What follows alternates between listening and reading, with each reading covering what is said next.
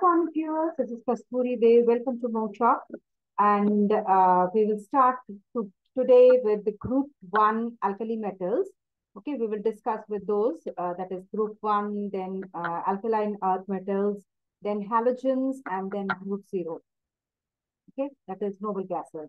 So we will discuss all these. So before that, I will request you to please to subscribe my channel if you have not subscribed yet. And if you are a new viewer to my channel, please to subscribe and ring the notification bell so that when a new video is uploaded, then you will be notified as very soon. Okay. And if you are liking the video, press the like button, share with your friends so that they can also be benefited from these videos. And also do meditate before you start your day. So we will start with a short meditation that is for just 1 minute. So let us concentrate on a point of light. Okay, for meditation, just point of light, concentrate on that. Think that light is falling on you. You're feeling enlightened. You're getting energy from that light. All of your body is energized. Get interest in whatever you are doing. And feeling that you are being blessed by God. And becoming successful in whatever job you are doing. Okay. And the last but not the least, you are thanking God for helping you in your whole day job. Okay. So thank you for joining with the meditation, and let us start with the discussion today. That is Group 1 alkali metals. First, we will start with that. Okay. We know that the first group in the periodic table is Group 1A, that is the alkali metals. Okay. Now, the alkali metals belong to the S block elements occupying the leftmost side, that is the first column of the period. That is the first group. Okay.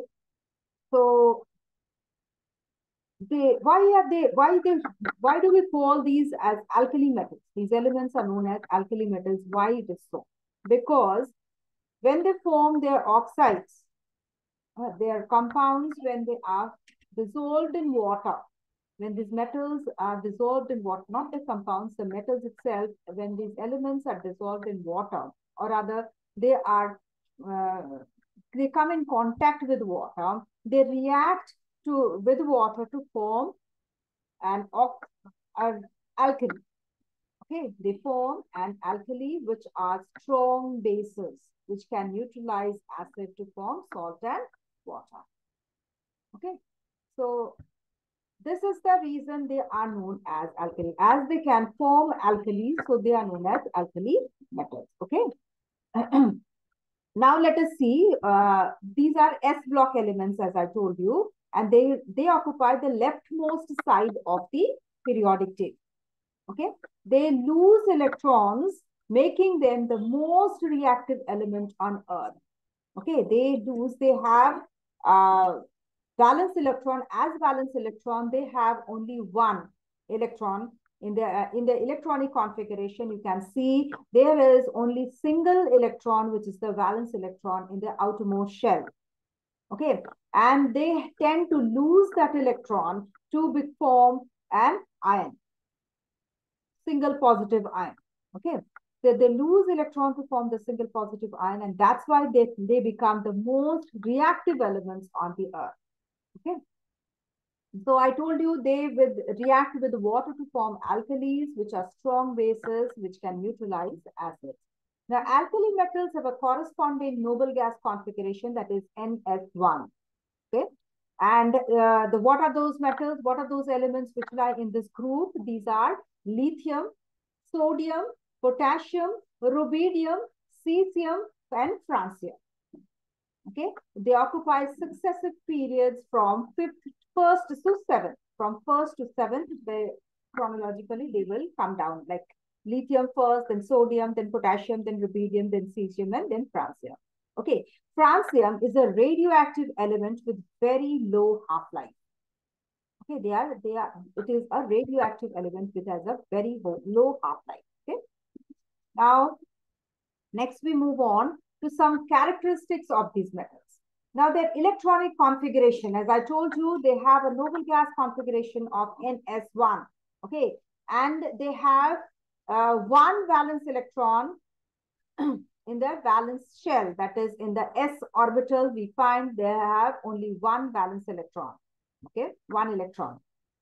So lithium has electronic configuration as 2 and 1, sodium 281, potassium 2881, rubidium 288, 18 and 1, cesium 2880, 288, 18, 18 and 1, francium has 288, 18, 18, 32 and 1. These are according to their atomic numbers. Okay. Number of electrons which are present in this atom. Now, occurrence, where are they found? They, all of them are very reactive, okay? And they are so found in the combined state, as they cannot stay freely. Okay, they have to be, as they're so reactive, so they are found in the combined state mostly. Okay, and their nature is very soft. They are very soft. They can be cut by a knife, and they have a very low melting and boiling point. Okay. Next is their bonding. The salts of these metals are ionic in nature, except lithium salts. All of these other metals, when they form salts, they are ionic in nature, as they tend to lose electrons. Okay. Then action of air, when they react with air, the reaction is very rapid. And water vapor, the reaction with air, that is, when they react with air, with oxygen, this reaction is very rapid, and also with water vapor, also this reaction is very rapid. So with oxygen, when sodium reacts, it forms Na2O. And when Na2O reacts with water, that is water vapor, then it forms sodium hydroxide. And the sodium hydroxide, when react with carbon dioxide, it forms sodium carbonate and water. So due to their reactive nature of these elements, they are kept in inert solvent like kerosene. Because when they very easily come in contact with air, and very easily they react with air. That's why forming different compounds. So that's why they are kept in inert solvent like kerosene. They are kept in that, so that the contact with air is cut off. Okay. Then action of water. So there is a question you need to know, that why these alkali metals are kept in kerosene. Okay, so this is the reason, because they're very reactive, and when they come in contact with air and water vapor, that is oxygen and water vapor, the reaction is rapid. Okay. And reactivity of these metals generally increases down the group. As we go down the group, it increases. Okay. And we can see that francium is radioactive. So it's very highly reactive. Now, action of water. When these metals react with water, the reaction is violent, forming hydroxides. Okay, they react with water violently to form hydroxides, and they release the hydrogen gas. Okay, see, you can see from the reaction equation which it's written here, that is 2M plus 2H2O gives us 2MOH plus H2. So M is here the alkali metal. So when M, that is alkali metal, reacts with water, it forms a hydroxide and hydrogen is released. Okay. Then action of acids. These metals react violently with dilute hydrochloric and sulfuric acids. Both of them in dilute condition, but their reaction is very violent to release hydrogen gas. Okay. Then like this, the equation is also stating like that 2M plus 2HCl gives us MCl plus 2MCl plus H2. Here M is also an alkali metal. Now they form unipositive ions very easily, and so they are strong reducing agents. Okay, because they lose their electrons, the valence electron. We know one valence electron it has, and it easily loses that, forming a unipositive ion, and that's why they are strong reducing agents. Okay, so this is about the characteristic of the alkali metals. See, some more are there. They show a typical silvery white metallic luster. We know these are all metals. So they have a metallic luster. How it is? It is typically silvery white metallic luster when freshly cut, but soon when it is freshly cut, they have this silvery white, silvery metallic luster. But when they turn dull or tarnished because when they are kept for some time, after cutting, if they are kept for some time, they turn dull or tarnish. Why? Because they react with air very soon. That's why their color changes. Okay, they become dull. Then all these metal salts, they impart color to the flame. When they are burned, the salts of these metals are burned, they give a color to the flame. So lithium gives crimson red, sodium gives golden yellow, potassium gives lilac, like that, okay? Then these metals are obtained by electrolysis of their molten salts. How can these metals be obtained? They are obtained by electrolysis process of their molten salts. The molten salts, their salts in the molten state, they are electrolyzed to get these metals. Clear? Now, these elements have the tendency to show exothermic reaction because the reactions are so fast, they give out heat. That's why these reactions, the reactions of these metals are very exothermic, these elements rather. So these elements react with halogen group now to form, which consists of, the halogen group we know, which consists of fluorine, chlorine, bromine, and iodine. Okay. So they react with this halogen group to form corresponding halides. Okay. Like M plus X2, 2M plus X2 gives us 2MX, where M is an alkali metal and X is the halogen. Okay. Then at high temperatures, alkali metals can react with hydrogen to form, to form corresponding hydrides. Okay. So alkali metals, they react with hydrogen to form the corresponding hydrides. Okay. Like the equation states like this, 2x plus H2 gives us 2x. It should not be plus, but it's a positive ion, 2x, positive ion, x minus. That is the, it is the hydride that is formed. Okay. So X is the alkali metal and H we know it's the hydride. Okay. Now we come to, this is the alkali metals we now discussed. And now we will come to alkaline earth metals, that is group 2A.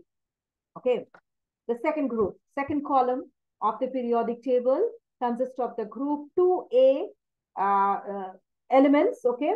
These elements whose atoms are in the S subcell, which has S subcell filled with 2 valence electrons. It has the previous one, the alkali metals have 1 valence electron, S subcell filled. Here also S subcell filled, and it has 2 valence electrons. These are known as alkaline earth metals. Okay. And why they are known as alkaline earth metals? Because their oxides, they occur in the earth's crust, and their hydroxides are weak alkalis. Okay, so their oxides are found in the earth's crust. That's why they are known as alkaline earth metals, right? And alkaline, why? Because their oxides also form hydroxides with water and forming weak alkalis, not as strong as the alkali metals. Okay. The general electronic configuration as the noble gas configuration is NS2. They occupy the second column, that is group 2A of the periodic table, and so they are known as group 2 metals also. Okay, so what are those metals which are found in this group? Beryllium, magnesium, calcium, strontium, barium, and radium. Okay.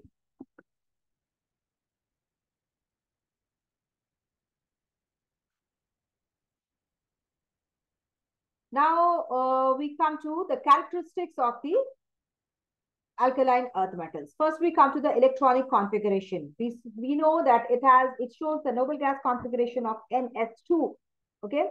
Now this two valence electrons it has. So the beryllium, which has an atomic number of 4, its electronic configuration is 2 and 2.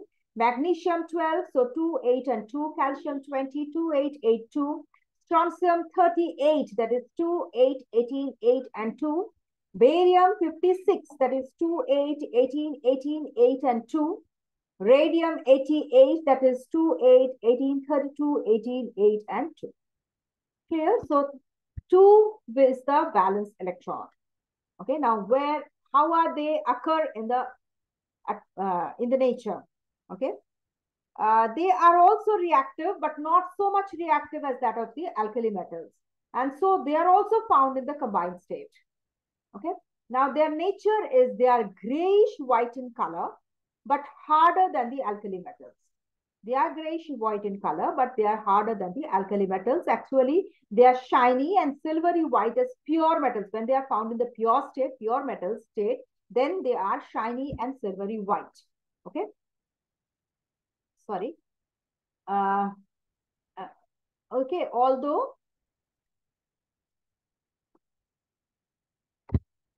Although they usually appear as dull because they react with air to form surface oxide layers. Okay, as we know that they also are reactive, but not as reactive as the alkali metals, but still they are reactive. No, that's why they react with air. But when they are pure state, they are shiny and silver white. Okay, but when they are kept in the combined state, or rather just kept idly, they will react with air to form a surface oxide layer above it. Okay, that's why they appear dull. They are not so shiny or silvery white. Okay. Next is their bonding state. Okay, they also form the ionic bond, except beryllium salts. They also form ionic bond because they also lose the 2 electrons. That's why they form ionic bond or electrovalent bond. Okay.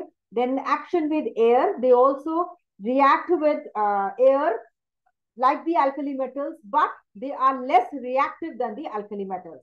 And the reactivity of these metals increases down the group like the alkali metals. Okay. Now, action of water. These metals react with water to form hydroxides and releases hydrogen gas. Okay. Like that, in the alkali metals also, we have seen that they react with water to form hydroxides and they release hydrogen gas, but their reaction was violent. Okay, but here their violence is not so violent because they are less reactive than the alkali metals. Okay, now see M plus H2H2O forms MOH twice plus hydrogen. Here, these alkalis are less stronger. Okay, less basic rather. They're not so strong. The bases are not so strong.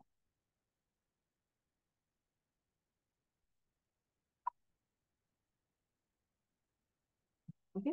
Now they form dipositive ions because we know that they lose the 2 electrons to form the M2 plus ions. Okay. That's why they are also a strong reducing agents. Okay. Now all these earth metals are corrosive alkaline hydroxides except for beryllium. Beryllium is not so corrosive alkaline hydroxide, but all these earth metals are corrosive alkaline hydroxides. Okay. Now, all of the alkaline earths react with halogens to form their halides, which are ionic crystals and are covalent compounds except for beryllium chloride. Okay. They combine with halogens to form halides, which are ionic crystals, but they are covalent compounds. Okay, except for beryllium chloride. Okay, now melting point and boiling point of these earth metals are low. They have low melting and boiling points like that of the alkali metals, but they are higher than the alkali metals. Alkali metals, they have very low melting and boiling points. Here, these alkaline earth metals, they have a slightly higher, but they are still lower. Okay, still low, but little bit higher than the alkali metals. Clear? Next. Now, okay. They show a typically silvery white metallic luster when freshly cut, but soon they again turn tarnish. when they, because they react with water, react with air. Okay. So all these metal salts except beryllium and magnesium, they impart color to the flame. Calcium, they give brick red color. Strontium give crimson colors. These salts are burnt, no, they give color to the flame. Okay. So calcium gives brick red color, strontium crimson, barium apple green, then radium crimson. They are obtained by the electrolysis of their molten salts like that of the alkali metals. Okay. Next, we move on to the halogen groups. Now, halogen means, halo means sea or salt, and gen means producing. So these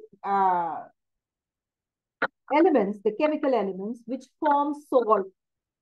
Okay, when they react with metal, they form salt. That's why these elements are known as halogens. Okay, they are also called salt former. Okay, salt former, that is salt formation. I mean, to say, forms the salt like that. There are 5 halogens, that is fluorine, chlorine, bromine, iodine, and astenine. Clear? Next, we move on to the characteristics. Then, first we come to the electronic configuration. They have 7 electrons in their valence cell. That is, they need only 1 electron to form the stable octet condition. Okay. And where do they lie? They lie in the 7A group. Okay, 7A group of the periodic table. Okay. Now, they are highly reactive non-metals. These are not metals, but these are non-metals. Okay. They are highly reactive non-metals, especially with alkali metals and alkaline earth metals. Okay. Their reactivity decreases down the group.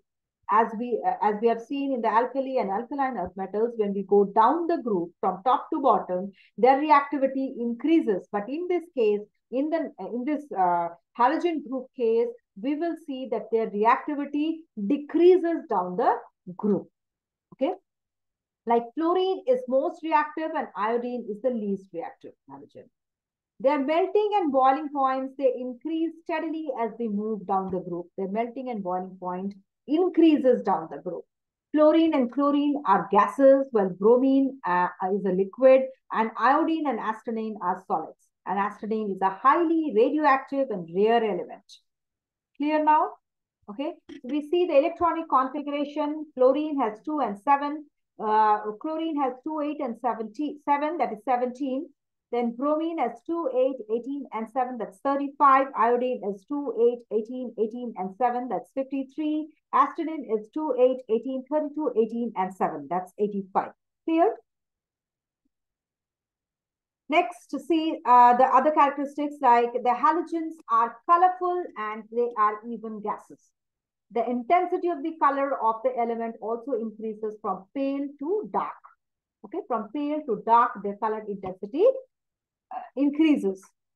Like fluorine is pale in color, and as we move on to iodine, we will see that the color turns deep.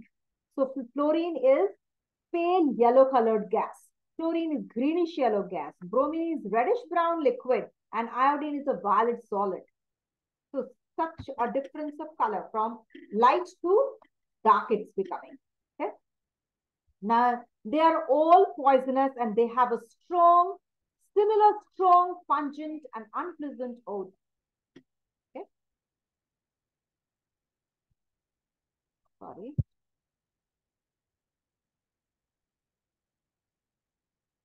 Okay. So they are all poisonous and they have a similar strong and pungent, unpleasant odor. They all form diatomic molecules. Okay. They all form diatomic molecules. Okay. And they form covalent compounds generally. I'm sorry. They form ionic compounds. They all have a valency of 1 and form compounds with a similar formula as HCl, HBr, HI, like that.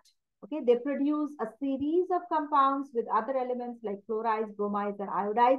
Together, they form halides. Okay, with other elements, it forms compounds like with chlorides, it forms bromides, and iodides, so they are known as halides.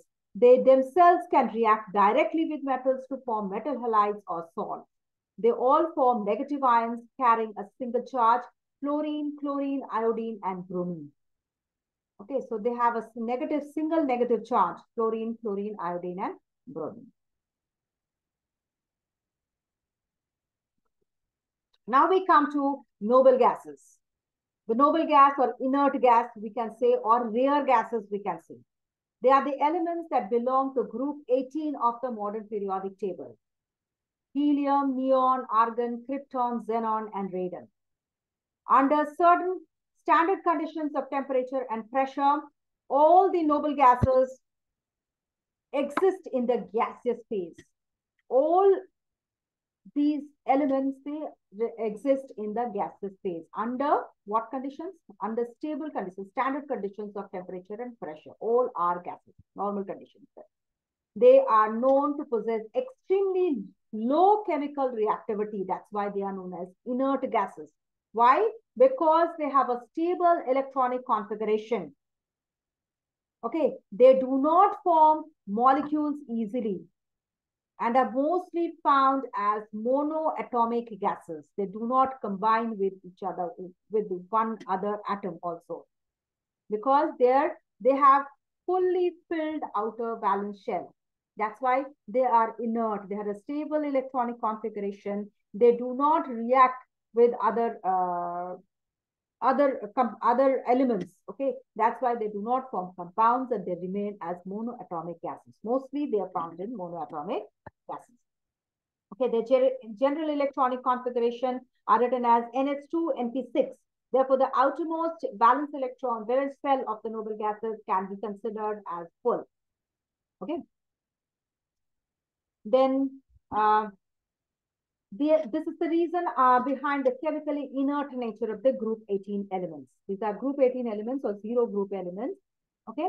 Why they are called zero group, which are placed at the extreme right-hand side of the periodic table? Because they were discovered late compared to the other elements by spectroscopy of light from the sun during an eclipse. When there was an eclipse, they were discovered. They were discovered from the spectroscopy of the light from the sun. They were discovered late. Okay. And due to their inertness, their electronic configuration lies between alkali metals and halogens. Okay.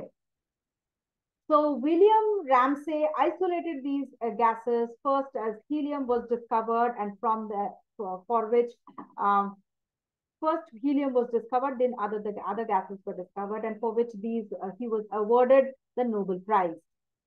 Okay.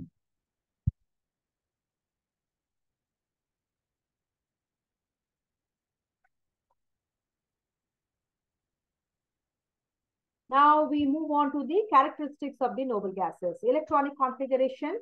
The group 18 elements of the noble gas group has a general electronic configuration of NH2, NP6 except helium, which has one S2. Okay, helium has 2 electrons in its outermost shell, and all the other members of this group have 8 electrons on their outermost shell. Okay, this electronic arrangement is very stable, so they are very unreactive. C for helium, it's 2. Neon has 2 and 8. Excuse me. Argon has 2, 8, and 8. Krypton has 2, 8, 18, and 8. Xenon has 2, 8, 18, 18, and 8. Okay. So what is the nature of the gases? They are all colorless, tasteless, and odorless gases. They are neither inflammable nor supporter of combustion. They are generally monoatomic, and because of their electronic configuration of stable, that is their stable electronic configuration, they are generally monoatomic. Okay. Next, they are liquefied with great difficulty. Okay, with great difficulty, they are being liquefied. These gases are slightly soluble in water, and moving down the group from helium to radium, radon, their solubility increases as we move on down the group, that is from helium to radon. This one, solubility in water increases. Okay, these gases, they emit colored light when an electric discharge is passed through them. They emit colored light when It's a repeated, okay. They emit colored light when electric discharges pass through them. They have extremely low melting and boiling point, and helium has the lowest melting point, okay, of any element and cannot be solidified by cooling, okay. All these properties are due to this stable configuration, stable electronic configuration. These properties occur. Now, one note is there that group 18 elements are between the two most reactive elements of the group, that is group 1 and group 7A or group 17. Okay, 1A and 7A, or the group 1 or 17, between those, we have this group 18. Even the closeness of the zero group elements to these groups with the stable electron arrangements makes the alkali metals and halogens so reactive. Okay, as these alkali metals and halogens are close to this zero group, their reactivity has increased. We know that alkali metals are very reactive metals, whereas halogens are very reactive non-metals. So their reactivity has also increased due to their closeness to this group, zero group. They can easily achieve a noble electronic structure. Group 7A or 17 elements gain or share an electron, while group 1A, they lose one electron to form the octet. Okay, to form the noble gas configuration. Clear?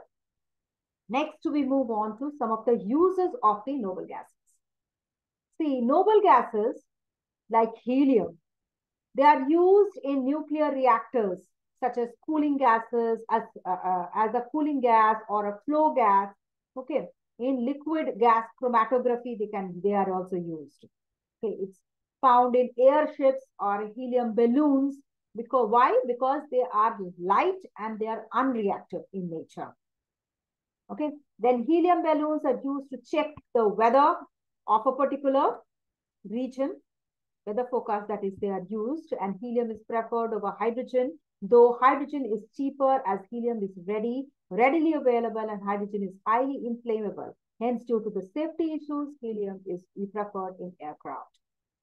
Okay, hydrogen is inflammable, but helium is readily available and also it's unreactive, and that's why helium is used more in the aircraft.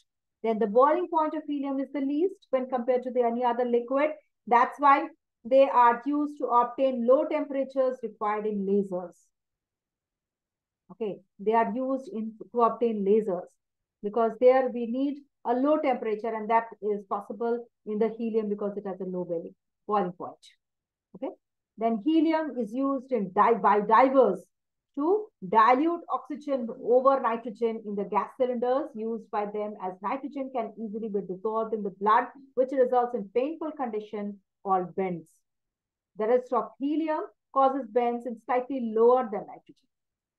Okay, so divers who go down the sea, okay, down inside the seas, or oceans, okay, they use this liquid nitrogen gas cylinders, nitrogen gas cylinders or helium gas cylinders. So helium gas cylinders are preferred more than nitrogen because both of them, they dissolve in blood. When they take in oxygen, take in air, the gas gets dissolved in the blood, but nitrogen is more painful condition it makes. But in helium, that risk is much lower. Okay.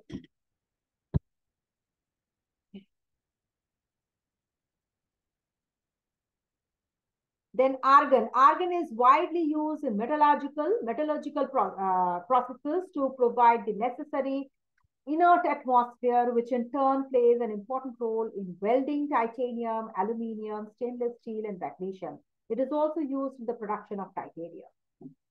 Okay, air welding purposes it is used, argon, because it's to provide, in metallurgical purposes it is used to provide the necessary inert atmosphere. Then a limited amount of argon is used in germanium and silicon crystals, which are used in electric light bulbs, transistors, because it is unreactive. Even at high temperatures, that's why it is used to light the electric bulbs, transistors also they can be used. Okay. Then neon is, we know it is used in discharge tubes because it produces a reddish blue, orange glow. That's why neon is used in the discharge tubes. Xenon and krypton, they are found their application in photographic flash units because they generate very bright light. Xenon and krypton, they generate very bright light. Then that's why they are used in photographic flash units. Okay, they are also used in lighthouses. The neon, xenon, and krypton, they produce different color lights because of their because these noble gases, they impart different colors. Okay. So this is about the noble gases. Now we move on to some of the uses of the periodic table. Why this periodic table? This chapter we know is of the periodic table. So why this periodic table is so important? The table can be used to predict the presence, the existence, and not the presence, it's the existence and the properties of the new elements. Okay, the new elements which were discovered later on, we could predict from this periodic table the existence, that is, they can exist some new elements which will be later, which will be discovered later. This was predicted earlier also, okay? And even their properties were predicted. Then it has been useful in the past in correcting the position of the elements in relation to their properties. Then study of the elements and the compounds have become systematic and easier to remember. Okay, from this periodic table, we could study the elements easily. Their compounds can be easily studied, and in a systematic way it can be studied, and easily it can be remembered. Okay, then position of the elements in the periodic table, they reveal their atomic number, their electronic configuration, their valence electrons, how many valence electrons it has, and it also, we can know the properties of the element. Okay, then nature of the chemical bonding, the formula of the compound formed, and the properties of the compound can also be predicted from this periodic table. For example, see elements which are present in group 1, 2, and 3, they lose electrons to form positive ions. Okay, while those of 15, 16, and 17 gain electrons to form negative ions. Now, these positive and negative ions, they combine to form electrovalent compounds. And like the elements of group 14, 15, 16, and 17, they combine with those of the 15, 16, and 17, that is non-metals with non-metals. In the first, that is group 1, 2, and 3, combining with 15, 16, and 17, group 1, 2, and 3, these are metals. And 15, 16, and 17, these are non-metals. So, metals combining with non-metals forming electrovalent compounds. And in case of 14, 15, 16, and 17, and 15, 16, and 17, all the elements are non-metals. Now, non-metals combining with non-metals by covalent compounds. That is by covalent bond they are forming. Okay. Now, position of the element in the periodic table. But if we know the position of the element in the periodic table, this reveals what? The valency, its metallic nature. Okay, so the table makes tense in the element properties apparent and easy to understand. The columns and rows, that is columns, we know the groups, and rows means the period from left to right. Now this indicates that share similar characters, because these elements, they have similar characteristics. Okay, elements that share similar characteristics, we can say. We can know the periodicity. Okay, then the table provides important information used to balance chemical equations. So from the periodic table, we can get important information to balance the chemical equations. Okay.